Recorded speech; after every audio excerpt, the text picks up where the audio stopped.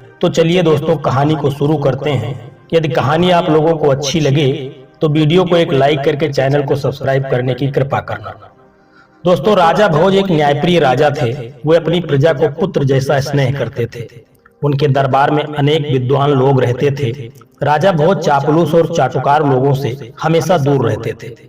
राजा भोज को उनकी प्रजा देवता के समान पूजती थी और उनका जय जयकार करती थी। राजा अपनी प्रजा के दुख तकलीफ का पता लगाने के लिए रात्रि में भेष बदलकर उनके घरों के आसपास घूमते थे, जिससे वे अपनी प्रजा के दुख सुख का सही से पता लगा लेते थे। एक दिन रात्रि के समय राजा भोज एक गरीब ब्राह्मण की झोपड़ी के पास से गुजर रहे थे। तभी उनकी नजर एक गरीब ब्राह्मण और ब्राह्मणी पर पड़ी। ब्राह्मण की झोपड़ी में एक छोटा सा दीपक जल रहा था। वह ब्राह्मण अपनी पत्नी से कह रहा था कि अब मैं बहुत बूढ़ा और कमजोर हो गया हूँ। मेरे शरीर में अब इतनी शक्ति नहीं है कि मैं अपने यजमानों के घर पहुंचकर पूजा पाठ करा सकूं, और मेरा कोई पुत्र भी नहीं है जो मुझे कमा कर खिला सके। अब तो मेरे पास केवल एक ही रास्ता है कि मैं राजा भोज के दरबार में जाऊं। गरीब ब्राह्मणी ने कहा, ठीक है स्वामी, कहते हैं कि राजा भोज बड़े दयालु हैं, वह हमारी मदद जरूर करेंगे। दूसरे दिन सुबह होते ही वह ब्राह्मण राजा भोज के दरबार में पहुंच गया। राजा का अभिवादन करते हुए ब्राह्मण कहने लगा, महाराज, मैं 80 साल का बूढ़ा और कमजोर व्यक्ति हूँ। ऐसी दशा में मैं खुद कमा नहीं सकता। कहते हैं कि बुढ़ापे का सहारा पुत्र होता है, पर मेरा दुर्भाग्य है कि मेरा कोई पुत्र नहीं है। अब ऐसी स्थिति में राजन, मुझे 2 जून की रोटी भी मिलना मुश्किल है। राजा भोज ने उस ब्राह्मण की गरीबी का पता रात्रि में ही लगा लिया था। इसलिए राजा भोज ने 100 सोने और चांदी के सिक्के उस ब्राह्मण को दे दिए। ब्राह्मण के पास अब इतना धन आ चुका था कि वह सुख पूर्वक अपना जीवन व्यतीत कर सकता था। ब्राह्मण खुशी खुशी घर पहुंचा और वे रुपये एक लकड़ी के संदूक में रख दिया। किंतु रात्रि में एक विचित्र घटना घटी। सुबह जब वह ब्राह्मण संदूक खोला तो सारे रुपये गायब थे। ब्राह्मण सोच में पड़ गया कि उसके घर के दरवाजे सुबह तक बंद थे, कोई व्यक्ति घर के अंदर आया भी नहीं, तो रुपये कहाँ चले गए। वह ब्राह्मण व्याकुल होकर सुबह दूसरी बार राजा भोज के दरबार में पहुंच गया और रात का सारा हाल बताया। राजा ने उसे दूसरी बार भी 100 सोने चांदी के सिक्के दिए। ब्राह्मण बहुत खुश हुआ। अब ब्राह्मण उन रुपयों से अपना नया मकान बनवा सकता था, किंतु होनी को कुछ और ही मंजूर था। ब्राह्मण रात्रि को गहरी नींद में सोया था। उसने स्वप्न में देखा कि राजा भोज उससे कह रहे हैं कि ब्राह्मण देवता, राज्य पर बहुत बड़ा संकट आ गया है, इसीलिए मैं वह रुपये लेने आया हूँ जो मैंने सुबह तुम्हें दिए थे। ब्राह्मण ने खुशी खुशी वह रुपये राजा को लौटा दिया। जब सुबह हुई तो ब्राह्मण ने देखा आज भी संदूक से वह रुपये गायब थे। ब्राह्मण की कुछ समझ में नहीं आ रहा था कि स्वप्न में लौटाए गए रुपये सचमुच कैसे गायब हो गए। वह गरीब ब्राह्मण सुबह राजा भोज के दरबार में पुनः पहुंचा और रात्रि का सारा वृत्तांत राजा के सम्मुख कह दिया। राजा घोर आश्चर्य में पड़ गया। वह चकित था। राजा ने अपने कोषाध्यक्ष को आदेश दिया कि 100 सोने व चांदी के सिक्के ब्राह्मण को पुनः दिए जाएं। राजा की आज्ञा का पालन हुआ। ब्राह्मण खुशी खुशी घर पहुंचा, लेकिन राजा भोज ने निश्चय कर लिया था कि वह आज रात्रि खुद ब्राह्मण की कुटिया के पास पहुंचकर सब कुछ अपनी आंखों से देखेगा। रात्रि में राजा जब ब्राह्मण की कुटिया के पास पहुंचा तो रात्रि के तीसरे पहर की घटना देखकर राजा हैरान था। राजा ने देखा कि बिल्कुल उसी की शक्ल सूरत वाला व्यक्ति ब्राह्मण की कुटिया में पहुंचकर वह रुपये वापस मांग रहा है। राजा भोज ने जब यह देखा तो राजा से कहा न गया। राजा अपने उस हमशक्ल व्यक्ति के पास पहुंचकर कहने लगे कि महाशय, आप कौन हैं जो इस गरीब ब्राह्मण को दुखी कर रहे हैं? आप राजा नहीं हैं, राजा तो मैं हूँ। आप इस तरह से क्यों इस ब्राह्मण को दुखी कर रहे हैं और मुझे बदनाम कर रहे हैं? राजा के उस हमशक्ल ने राजा से कहा, राजन, आप नहीं जानते कि यह निर्धन ब्राह्मण अपने किए गए कर्मों का फल भोग रहा है। इस ब्राह्मण के रुपये या तो गायब हो जाएंगे या इसका बना बनाया मकान गिर जाएगा। यह इन पैसों का उपयोग नहीं कर पाएगा क्योंकि सुख इसके भाग्य में है ही नहीं। राजन, हर व्यक्ति को उसके किए गए पूर्व कर्मों का फल मिलता है। इस ब्राह्मण की निर्धनता इसके पूर्व में किए गए कर्मों के कारण ही मिली है। राजा भोज ने कहा, इसमें कोई संशय नहीं है महाराज, लेकिन मैं आपसे विनती करता हूं कि इसे कोई दंड न दें। इसकी करनी का दंड मैं भुगतने के लिए तैयार हूं। राजा ने बहुत अनुनय विनय की। तब राजा कौवा हमशक्ल कहने लगा, राजन, होनी का दंड तो सबको मिलता है। मनुष्य कर्मों और भाग्य का गुलाम है। तुम्हें भी अपने पूर्व में किए गए कर्मों का फल भोगना पड़ेगा। इससे कोई बच नहीं सकता। इस दुनिया में सबको प्रकृति से लड़ना पड़ता है। यह प्रकृति ही सबको अच्छा और बुरा अवसर प्रदान करती है। कर्मों का खेल बड़ा विचित्र है। यह कहकर वह राजा का हमशक्ल गायब हो गया। एक दिन राजा अपने सबसे तेज और ताकतवर घोड़े पर सवार होकर जंगल में शिकार खेलने निकल गया। राजा के साथ कुछ सिपाही भी थे। सारा दिन शिकार की तलाश करते करते वे अपने राज्य की सीमा पर पहुंच गए। राजा के सिपाही पीछे छूट गए। तभी उस घोड़े ने एक ऊंची पहाड़ी से छलांग लगा दिया। राजा भोज लहूलुहान होकर घोड़े से गिरकर मूर्छित हो गए। उनका मुकुट भी गिर गया। राजा भोज को जब होश आया तो उन्होंने देखा कि वे पड़ोसी राजा के सिपाहियों के कब्जे में हैं। सिपाहियों ने पूछा कि तुम कौन हो, यहाँ कैसे आए? राजा की जुबान बंद हो गई थी। राजा ने कोई उत्तर नहीं दिया। इस पर सिपाहियों ने राजा को हमलावर शत्रु समझकर मारा पीटा और घायल करके नगर के बाहर सुनसान जगह पर फेंक दिया।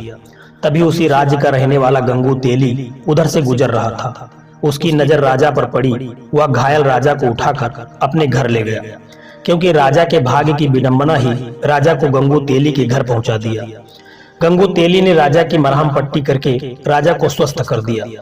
राजा को जब होश आया तो राजा ने अपने जीवनदाता को देखा, लेकिन राजा तो बेजुबान हो चुका था। गंगू तेली राजा को देखते ही समझ गया कि वह कोई कुलीन व्यक्ति है जो भाग्य का मारा है, इसीलिए इसे शत्रु समझकर पीटा गया है।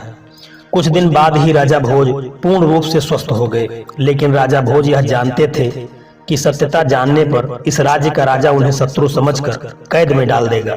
इसीलिए राजा भोज चुप रहे। गंगू तेली ने राजा को कोल्हू पेरने का काम दिया। राजा ने उसे शहर से स्वीकार कर लिया। गंगू तेली खुद भी राजा के साथ कोल्हू का बैल बनता था, किंतु हीरा तो कोयले के बीच भी चमकता है और चिंगारी घोर अंधेरे में भी चमकती हुई दिखाई देती है। गंगू तेली ने राजा की विशाल बाहें, चौड़ी छाती, चमकता हुआ मस्तक देखकर अनुमान लगाया कि यह उसका दास जो है वह कोई साधारण व्यक्ति नहीं है। राजा भोज को अपने जीवनदाता का कर्ज चुकाना था, इसीलिए पूर्ण स्वस्थ हो जाने पर भी राजा ने अपना भेद नहीं खोला। एक दिन राजा स्वभाव बस कोई एक गीत गुनगुना रहे थे, तो वहां तेल के लिए आए हुए ग्रामीणों ने राजा का गीत सुना। राजा की मधुर आवाज सबके मन को भा गई। फिर जब राजा कोई गीत गाता तो गंगू तेली के साथ सभी गीत का आनंद लेते। उस देश का राजा भी संगीत का बहुत बड़ा प्रेमी था। उसकी राजकुमारी भी संगीत की शिक्षा ले रही थी। उस राज्य के राजा के दरबार में गायकी और नृत्य हुआ करते थे और गाने वालों को उचित इनाम भी दिया जाता था। उस राज्य के राजा के दरबार में संगीत का विशाल आयोजन था। सबसे अच्छे संगीतज्ञ को चुना जाना था। किसी तरह से गंगू तेली ने अपने दास राजा भोज को तैयार किया और नियत समय पर राजा भोज अपने स्वामी गंगू तेली के साथ उस दरबार में पहुंचे। राजा भोज उस साधारण वस्त्रों में थे, लेकिन उनके शरीर से एक ओज चमक रहा था। दरबार में चारों तरफ हर्ष उल्लास था। बड़े बड़े गायकों ने अपना अपना गाना सुनाया, परंतु राजा की बेटी वसुंधरा अभी भी श्रेष्ठ गायक की तलाश में थी। अंत में कोने में बैठे हुए गंगू तेली ने राजा भोज की तरफ संगीत के लिए इशारा किया। राजा भोज ने खड़े होते ही चारों तरफ हाथ जोड़कर अभिवादन करके मंच की तरफ चल दिए। राजा भोज ने गंगू तेली के नौकर के रूप में अपना परिचय दिया और बीड़ा उठाकर गाना शुरू किया। दरबार में बैठे हुए सभी लोग मंत्रमुग्ध हो गए। चारों तरफ से वाह वाह की आवाजें आने लगी। राजकुमारी चिल्लाते हुए कहने लगी, महान गायक, श्रेष्ठ गायक। पहली बार खुली सभा में राजकुमारी को इस तरह चिल्लाना राजा और दरबारियों को बड़ा अजीब लगा। राजकुमारी पर जैसे संगीत का जादू छा गया था। वह खड़ी होकर फिर चिल्लाने लगी, यही है मेरा गायक, यही है श्रेष्ठ संगीतज्ञ, यही है संगीतज्ञ।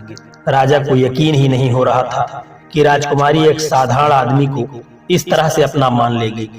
उस सभा में अपना मान लेने और विजयी व्यक्ति का मतलब था राजकुमारी का जीवन साथी। राजा ने राजकुमारी से कहा कि बिना वंश जाने इस तरह तुम्हारा कहना उचित नहीं है, क्योंकि तुम कोई साधारण कन्या नहीं हो, इस राज्य की राजकुमारी हो। राजकुमारी ने कहा, पिताजी, यह कोई साधारण व्यक्ति नहीं है, यह कुलीन वंश का गुणी राजकुमार है, आप परीक्षा करके देख लें। राजकुमारी वसुंधरा ने पूरे विश्वास के साथ उत्तर दिया, क्योंकि राजकुमारी का मन कहता था कि यह कोई साधारण व्यक्ति नहीं है। राजा सिद्धराज के दरबार में ज्ञानियों की कमी नहीं थी। वहाँ 4 विद्वान धर्मदेव, कर्मदेव, तपदेव और पुण्यदेव बैठे थे। राजा ने दरबारियों को संबोधित करते हुए कहा, विद्वानों, हम इस युवक का परिचय इसके गुणों से ही जानेंगे। हमारे 4 विद्वान ही उस श्रेष्ठ गायक का चुनाव करेंगे जिसे वसुंधरा पसंद कर सकेगी। हम स्वयं इन 4 विद्वानों से उस युवक के बारे में प्रश्न करेंगे। सबसे पहले सिद्धराज ने विद्वान धर्मदेव से प्रश्न किया कि धर्मदेव, इस आर्यावर्त में सबसे अधिक धार्मिक युवक राजकुमार कौन है? धर्मदेव ने कहा, महाराज, आप स्वयं बुद्धि के भंडार हैं, परंतु जहां तक मुझे देश प्रदेश का ज्ञान है, धरा नगरी के राजकुमार राजा भोज हैं। वे बड़े बड़े धार्मिक कार्य किए हैं, सारी प्रजा उन्हें देवता की तरह पूजती है। राजा सिद्धराज ने अगला प्रश्न तपदेव से किया कि तपदेव, आप बताएं कि इस धरती पर आप किस युवक को तपस्वी मानते हैं? तपदेव ने कहा, महाराज, राजा भोज ही कई युद्धों में जीवन मृत्यु के बीच पहुंचकर विजयी हुए हैं। ऐसे वीर को मृत्यु भी आसानी से नहीं छू सकती। राजा सिद्धराज ने तीसरा प्रश्न कर्मदेव से किया कि आप बताएं कि इस धरा पर किस युवक के कर्म अच्छे हैं?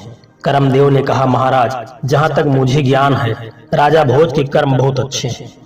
राजा सिद्धराज ने अंतिम प्रश्न पुण्यदेव से किया कि पुण्यदेव, आप बताएं, ऐसा कौन सा पुण्यात्मा युवक है जो हमारी सभा में आकर हमारे सामने हमारी राजकुमारी का पाणी ग्रहण कर सके? महाराज, ऐसी पुण्यात्मा तो इस धरती पर राजा भोज ही हैं। उनके पुण्य की कहानियां अनेक हैं, वे सबसे महान हैं। पुण्यदेव ने स्पष्ट किया। अब सारे दरबार में सन्नाटा था कि अब इस युवक का क्या होगा, पर वह युवक बिल्कुल शांत और गंभीर खड़ा था। राजा ने उस युवक से पूछा कि तुम अच्छे कलाकार अवश्य ही हो, परंतु हमारे सभासदों का निर्णय सुन लिया होगा। हमारी बेटी ने न जाने कैसे अचानक दरबार में यह अभद्रता क्यों कर डाली। हमारी बेटी केवल राजकुमार भोज के ही अनुकूल है। हमारे विद्वानों के अनुसार राजा भोज में चारों गुण धर्म, कर्म, तप और पुण्य मौजूद है। उस युवक ने कहा, नहीं महाराज, हमारी धृष्टता क्षमा करें। भोज के गुणों से भी बड़ी कोई शक्ति है जो महान व्यक्तियों को भी अपने बस में रखती है। राजा सिद्धराज चिल्लाते हुए बोले कि तुम हमारे विद्वानों का अपमान कर रहे हो। क्या धर्म, कर्म, तप और पुण्य से भी बड़ी कोई शक्ति है? युवक, तुमको नहीं पता हमारे विद्वानों का अनादर करने का दंड क्या है? वह युवक बोला, महाराज, दंड तो बुरे कर्मों का मिलता है, सत्य बोलने पर नहीं। सत्य बोलने पर तो इनाम मिलता है। युवक की बात सुनकर भरी सभा में ठहाके गूंज उठे। क्या मतलब है इसका? राजा सिद्धराज ने कहा, कैसा इनाम? युवक ने कहा, महाराज, धर्म, कर्म, तप और पुण्य से भी बड़ी शक्ति है होनी या भाग्य। राजा भोज इन सब गुणों के होने के साथ साथ अभी भी दर बदर की ठोकरें खा रहा है, पर होनी बड़ी प्रबल है। होनी को कोई नहीं टाल सकता। राजा सिद्धराज ने कहा, तो क्या तुम ही राजकुमार भोज हो युवक? युवक ने कहा, हाँ महाराज, मैं ही राजा भोज हूँ। ये सब होनी का खेल है जो आज मैं आप सबके बीच हूँ। भोज ने ब्राह्मण और शिकार की सारी बात कह सुनाई। कहा, महाराज, आपके सैनिकों ने तो मुझे मारकर फेंक दिया था, पर यह तो भला हो मेरे जीवनदाता गंगूतेली का, जिन्होंने मेरे प्राण बचाए। पर मैंने इन्हें भी अपना परिचय न देकर इनकी दास्ता को स्वीकार कर लिया। सारी सभा में हर्ष का माहौल हो गया। पूरी सभा में राजा भोज का जय जयकार होने लगा। इसी के साथ राजकुमारी वसुंधरा ने राजा भोज के गले में जयमाला डाली और विवाह किया। राजा भोज का विवाह पूरे विधि विधान के साथ हुआ। दोस्तों, इस समय होनी राजा भोज पर प्रसन्न थी। हर व्यक्ति की जुबान पर बस एक ही बात थी कि कहाँ राजा भोज और कहाँ गंगूतेली। दोस्तों, यह कहानी यदि आप लोगों को पसंद आई हो तो वीडियो को एक लाइक करके चैनल को सब्सक्राइब कर लेना, क्योंकि हमारे चैनल पर आपको इसी तरह के ज्ञानवर्धक वीडियो देखने को मिलेंगे। हर वीडियो में कोई न कोई एक अच्छा संदेश छिपा होता है जो आपके जीवन में बहुत ही काम आने वाला होता है। दोस्तों, इसलिए चैनल को सब्सक्राइब करने की जरूर कृपा करना। जय श्री कृष्णा, राधे राधे।